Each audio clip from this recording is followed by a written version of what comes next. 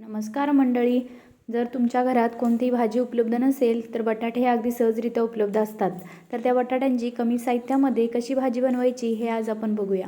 हे बघा, कढीपत्ता, कोथिंबीर असे उभट चिरलेले बटाटे एका कढईमध्ये तेल गरम करून त्यामध्ये जिरं, मोहरी, कढीपत्ता, हिंग घालून त्यामध्ये हे चिरलेले बटाटे घालायचे आहेत.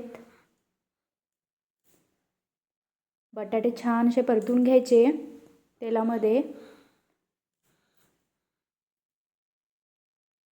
बटाटे परतून झाले की त्यामध्ये हळद, चवीपुरतं मीठ आणि लाल तिखट ही फक्की तिखट वापरायचे आहे. कांदा लसूण शक्यतो वापरू नका. असं मसाले घातल्यानंतर बटाटे थोडेसे परतून त्यामध्ये थोडीशी हिरवी कोथिंबीर घालून ही भाजी वाफवून घ्यायची आहे. फक्त ही भाजी वाफवूनच शिजवून घ्या. यामध्ये पाणी घालू नका. वाफेवर छानरित्या बटाटे शिजतात.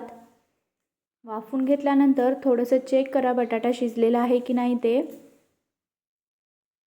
बघा, आपली भाजी तयार आहे. ही भाजी स्नॅक म्हणून सुद्धा आपण खाऊ शकतो. फिंगर चिप्सप्रमाणे ही भाजी होते. Thank you for watching. आवडली असेल तर भाजी नक्की ट्राय करा.